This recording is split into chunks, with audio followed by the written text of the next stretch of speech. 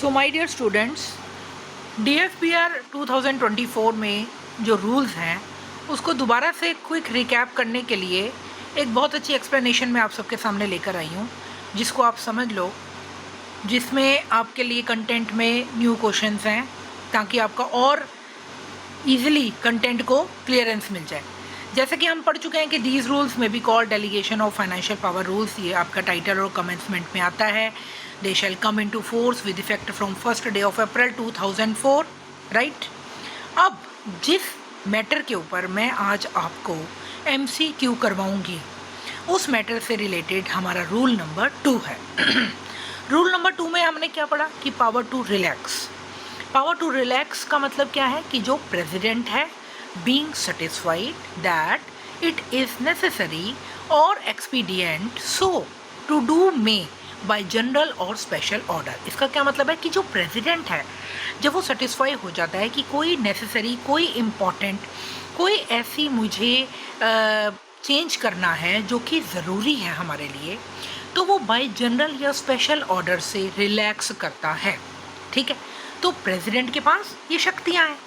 तो जैसे हम पॉलिटिकल साइंस में पढ़ते हैं कि किसके पास कौन सी शक्तियां हैं, तो जस्ट लाइक दैट हमें DFPR को बहुत इजी तरीके से मैं आपको क्लियर करूंगी ताकि आपको ये, जिसे सबसे ज़्यादा लोग सोचते हैं कि मुश्किल है, लेकिन हम अगर उसके हर कंटेंट को क्लियर करेंगे तो दैट इज़ नॉट मुश्किल, it is very easy to understand. Understand करने का तरीका सही होना चाहिए, जिसमें हमें पता है कि relax all any provision of these rules in relation to any authority. इससे क्वेश्चन अभी मैं आपको क्लियर करूंगी कि किसी भी अथॉरिटी को ये कैसे रिलैक्स करता है। Delegate to any authority powers in addition to the powers delegated under these rules, यानी पहले से उसे जो पावर्स दी हैं उसके एडिशन में और पावर्स को कैसे डेलीगेट कर सकता है। नंबर 2 आ गया।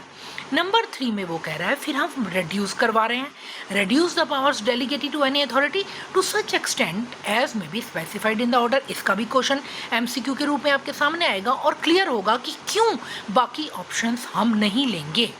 ठीक है, तो I will also explain you कि बाकी ऑप्शंस क्यों इंपॉर्टेंट नहीं होंगे और प्रेसिडेंट वाला किस तरीके से हमें लर्न रखना है। ठीक है, फिर impose conditions in addition to those specified by these rules, कि जो रूल्स के अकॉर्डिंग कंडीशंस इम्पोज करनी है वो भी प्रेसिडेंट के अधिकार क्षेत्र में आता है। और हम 5वां इसमें इंपॉर्टेंट पॉइंट क्वेश्चन आंसर के थ्रू मैं आपको क्लियर करूंगी कि withdraw from any authority all और any of the powers delegated under these rules, कि इन रूल्स के अंडर किस तरीके से पावर्स जो है अथॉरिटी से प्रेसिडेंट विड्रॉ करने का भी शक्ति रखता है। तो आपके सामने रूल पावर टू रिलैक्स में जो प्रेसिडेंट की शक्तियां हैं उसमें हमने जो पढ़ा, तो सबसे पहले इसका क्वेश्चन आया, who has the authority to relax any provision of the delegation of financial power rules. ठीक है, तो हमने अभी क्या पढ़ा कि प्रेसिडेंट है। ठीक है, पढ़ लिया। चलिए, तो इसका आपको एक प्यारा सा एक्सप्लेनेशन समझाती हूँ कैसे प्रेसिडेंट है। इसका मैं आपको एग्जाम्पल भी दूंगी, जैसे कि रूल 2A कह रहा है कि प्रेसिडेंट में रिलैक्स और में less strict any provision of these rules for any authority, कि प्रेसिडेंट रिलैक्स कर सकता है किसी भी प्रोविजन को रूल के अकॉर्डिंग, जैसे कि हम अभी पढ़ के आए हैं। ठीक है, अब मैं आपको इसका एग्जांपल देती हूँ। सपोज एक मिनिस्ट्री नॉर्मली रिक्वायर करती है अप्रूवल को for a purchase of above 50 lakh, की मिनिस्ट्री ने क्या अप्रूवल रिक्वायर किया कि 50 लाख का उसे वो अप्रूवल दे सकती है परचेज के लिए। ठीक है, तो प्रेसिडेंट का अधिकार क्षेत्र में क्या चीज़ आती है, तो ड्यू टू इमरजेंसी, अगर कोई इमरजेंसी हो जाती है जैसे फ्लड रिलीफ हो गया, तो प्रेसिडेंट में relax this requirement and allow the ministry to make purchases without following the usual approval process। बिना अप्रूवल प्रोसेस को परचेज के लिए कोई फॉलो करने की उसको नीड नहीं है, बिकॉज वो सब सर्वशक्तिमान है आपके लिए। ठीक है, तो वो 50 लाख की जो परचेज की रिक्वायरमेंट के अप्रूवल को रिलैक्स कर सकता है। अब इसमें ऑप्शन था फाइनेंस मिनिस्ट्री। फाइनेंस मिनिस्ट्री क्यों नहीं कर सकती? क्यों? क्योंकि it administers financial matters but cannot not relax DFPR provision under rule 2।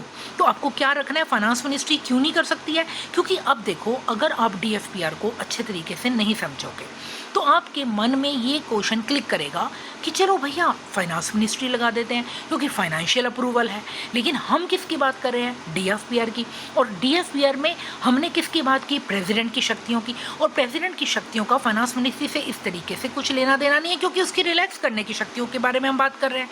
ठीक है, तो फाइनेंस मिनिस्ट्री क्यों नहीं? क्योंकि इट एडमिनिस्टर्स फाइनेंशियल मैटर्स। आपने क्या याद रखना है कि ये तो फाइनेंशियल मैटर को रिलेट करता है, तो ये इसीलिए डीएफपीआर के प्रोविजन को जो रूल 2 के अंडर आते हैं, जो प्रेसिडेंट की शक्तियों के अंडर आते हैं, वो उसे रिलैक्स में नहीं आता फाइनेंशियल मैटर।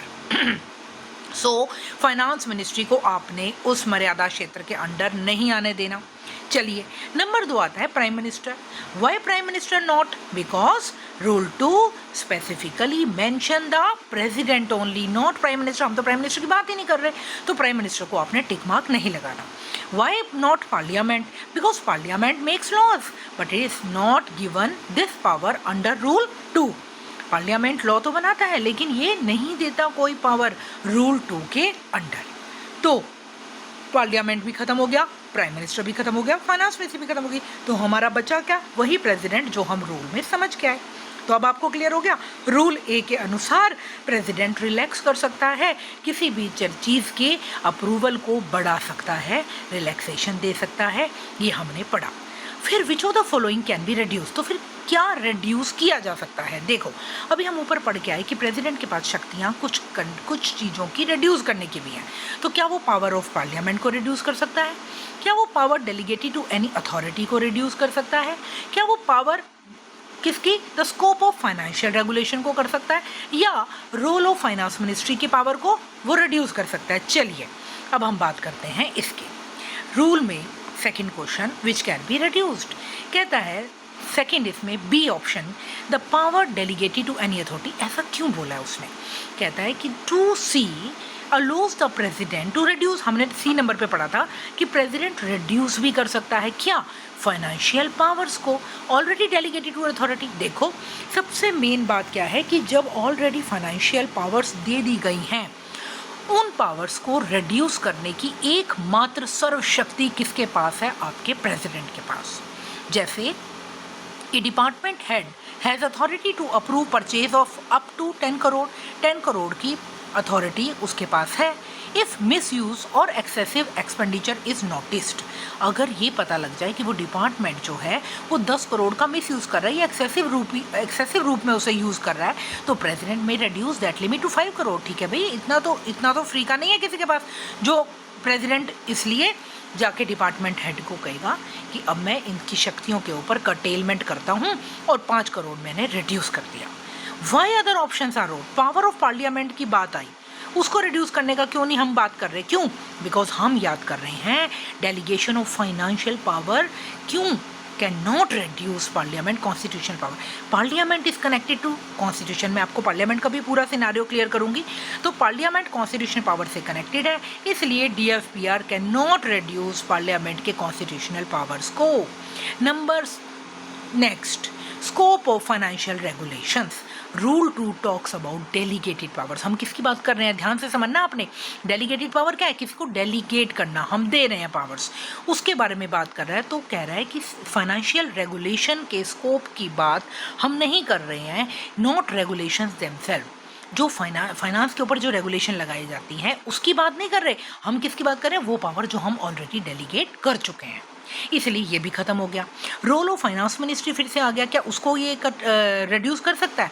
तो कहते हैं रूल 2 तो does not deal with reducing ministries role. अब मिनिस्ट्री के रोल के लिए तो हम बात ही नहीं कर रहे, हम फिर से डीएफपीआर की बात कर रहे हैं। तो डीएफपीआर में हमने ये बात की डेलीगेटेड पावर्स, तो डेलीगेटेड पावर्स को रिड्यूस करने का एकमात्र शक्ति किसके पास है? फिर से प्रेसिडेंट के पास।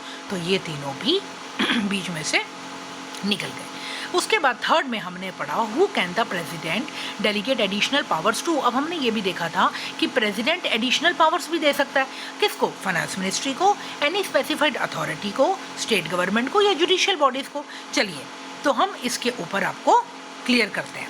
कहता है कि हम कह रहे हैं इसका answer B, that is any specified authority. क्यों? देखो, अब कहता है it allows the president to grant additional financial powers. हम बात किसकी कर रहे हैं? एडिशनल फाइनेंशियल पावर्स, जो एक्स्ट्रा खर्चे की बात है, to any authority when necessary. ठीक है, कोई भी अथॉरिटी को जब ज़रूरत होती है तो एडिशनल पावर देने की एकमात्र शक्ति किसके पास है? प्रेसिडेंट के पास। नॉर्मली जैसे एक chief engineer can approve projects up to 20 crore के प्रोजेक्ट को वो अप्रूव करता है। For a major infrastructure programme the president may increase the approval limit to 50 crore. 20 crore से 50 करोड़ तक की उसने जो फाइनेंशियल पावर दी थी, 30 करोड़ का उसने क्या कर दिया? स्पेसिफाइड अथॉरिटी को फाइनेंशियल एडिशनल पावर दे दी।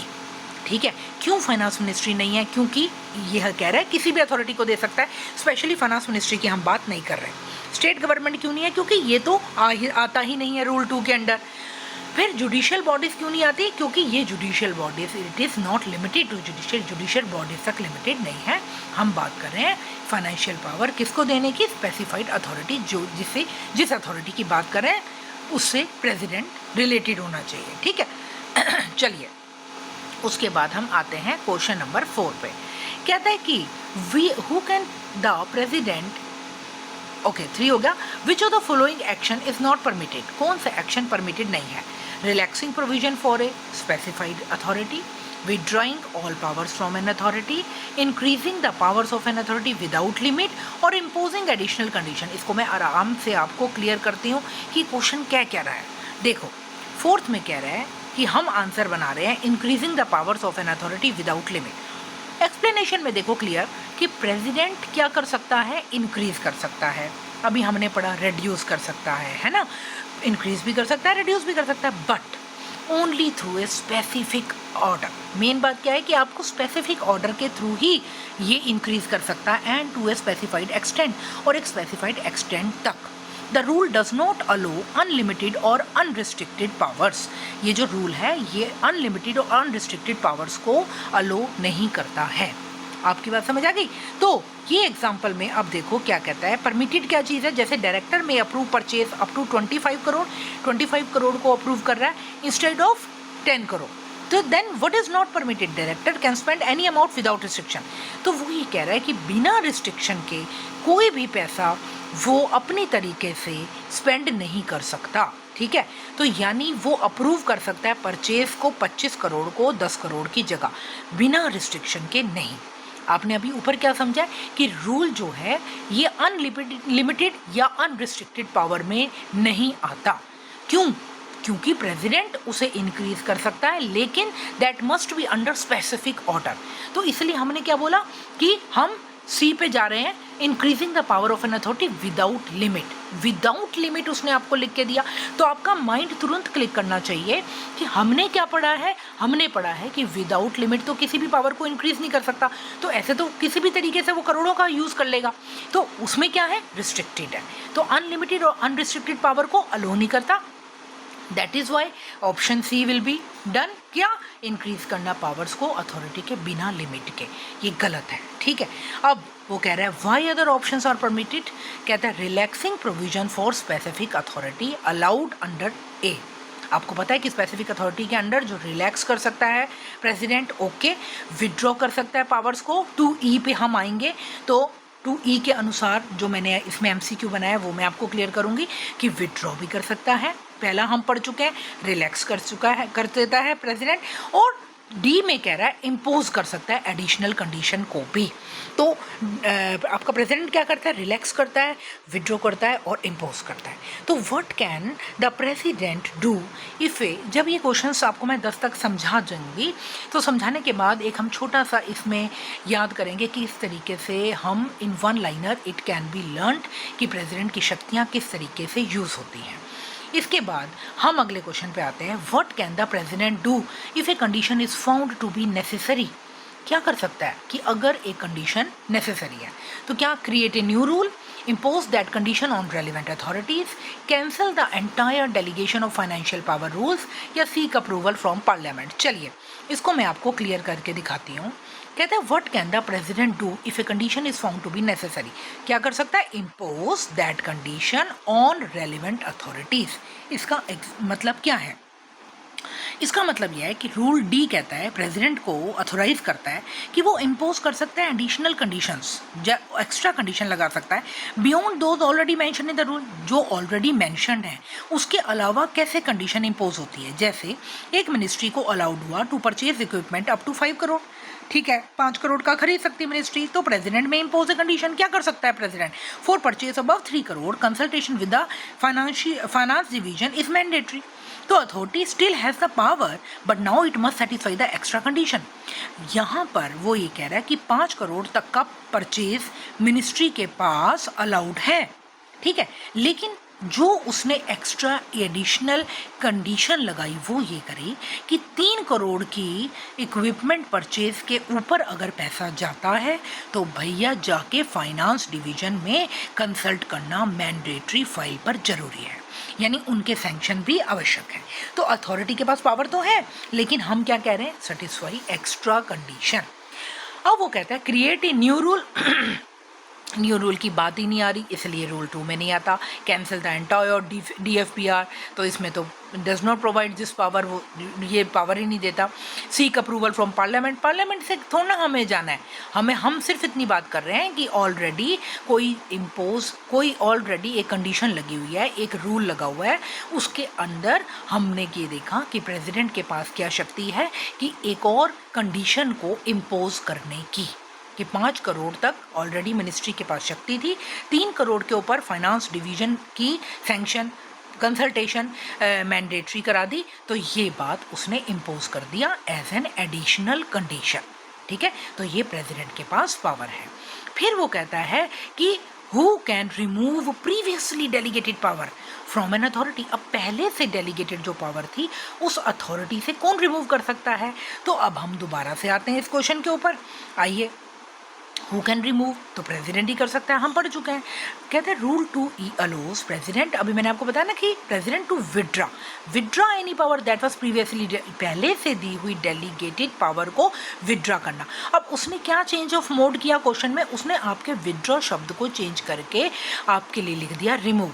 तो रिमूव लिखने से आपका माइंड ये नहीं कि भैया रिमूव वाला तो मैंने पढ़ा ही नहीं था, नहीं, बट रिमूव का अंतर क्या है, विड्रॉ करने का। तो वो प्रेसिडेंट जो है किसी भी पावर को विड्रॉ कर सकता है जो ऑलरेडी प्रीवियसली डेलीगेट की गई थी अथॉरिटी को। For example, a director has been given the authority to approve contract up to 15 crore, 15 crore का उसको कॉन्ट्रैक्ट की अथॉरिटी दे दी गई थी पहले। अगर president find that this authority is no longer required, he may withdraw the power completely. After withdrawal the director can no longer approve such contract. तो यानी कि अगर प्रेसिडेंट को ये लगता है कि अब मुझे ये अथॉरिटी देने की डायरेक्टर को कोई नीड नहीं है, वो इसे विड्रॉ करने की शक्ति करता है। अब डायरेक्टर के हाथ खाली हैं, now he can no longer, अब कहीं भी किसी भी स्थिति में वो ऐसे कॉन्ट्रैक्ट के लिए सिग्नेचर नहीं दे सकता। Why other options are wrong? Why? Because finance secretary does not give this power to the finance secretary. Finance secretary को ये पावर नहीं मिलती। Number 2, prime minister, rule 2 specifically assign this power to only president, not prime minister. Auditor general, the auditor general audit accounts and does not withdraw delegate. देखिए ये जो auditor general आएगा इसके लिए भी मैं आपको बहुत विस्तार से क्लियरेंस दूंगी। एक एक चीज़ को जब आप क्लियर करोगे तो definitely you will be absolutely confident in the examination hall कि हम कैसे समझ रहे हैं एक एक क्वेश्चन को। तो क्वेश्चन के एक एक वर्ड को जब आप क्लियर करते हो तो आप वहाँ पे जो क्वेश्चन के आंसर्स होते हैं टिक मार्क करने में within no time you will mark, ठीक है। तो ऑडिटर जनरल ऑडिट करता है, क्या करता है, अकाउंट्स को, वो कोई विड्रॉ नहीं कर सकता डेलीगेटेड पावर्स। तो ये तीनों के तीनों रॉन्ग हो गए। चलिए नंबर 7 पर आते हैं। नंबर 7 क्वेश्चन है कि who is responsible for imposing additional condition on the exercise of delegated power. किसके पास इम्पोज करने की शक्ति है एडिशनल कंडीशन। तो अभी हमने जैसे कि समझा फिर से प्रेसिडेंट कि प्रेसिडेंट इम्पोज करता है additional condition on how delegated powers में बी एक्सरसाइज्ड, कि डेलीगेटेड पावर्स को कैसे एक्सरसाइज करना है, उसमें एडिशनल कंडीशन जैसे कि ministry is authorised to approve project up to 20 crore, the president may impose an additional condition that project above 10 crore must first be reviewed by finance division. ये already ऐसा question मैं आपको ऊपर क्लियर कर चुकी हूँ। सेम कंडीशन में दूसरे एग्जाम्पल के साथ मैं आपको ये क्लियर कर रही हूँ कि power remains available but it must be exercise subject to the new condition. नए कंडीशन के अनुसार ही उसे एक्सरसाइज किया जाएगा। फिर से वही बात आती है कि फाइनेंस मिनिस्ट्री नहीं कर सकती, डिपार्टमेंट हेड्स नहीं कर सकते। यहाँ पर ऑप्शन अलग हो गए। डिपार्टमेंट हेड क्यों नहीं कर सकते? क्योंकि वो इम्पोज कोई भी कंडीशन करने की पावर नहीं रखते इस तरीके की। प्राइम मिनिस्टर वैसे ही मेंशन इसमें नहीं है। चलिए क्वेश्चन नंबर 8 पे आते हैं। क्वेश्चन नंबर 8 कहता है, 8 और 9 में क्या कह रहा है, what is required for the prime minister to relax the provision. क्या रिक्वायर है प्रेसिडेंट को टू रिलैक्स करने की प्रोविजन में? Approval from the finance ministry, presidential satisfaction of necessity और एक्सपीडियंस, और ratification by parliament, consultation with all affected departments. इन 4 क्वेश्चनों को देखो, जब आप प्रश्न पढ़ते हो तो आपको लगता है कि किस प्रकार के पॉइंट्स हैं, ये तो हमने समझे ही नहीं। तो अगर हम उसको क्लियर कर देते हैं आपके सामने, तो आपके सामने DFPR भी क्लियर हो जाएगी।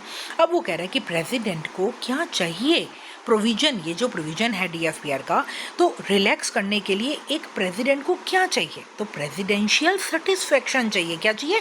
प्रेसिडेंट की सेटिस्फैक्शन चाहिए ऑफ नेसेसिटी और एक्सपीडियंस, कि मुझे इस समय ये ज़रूरत है।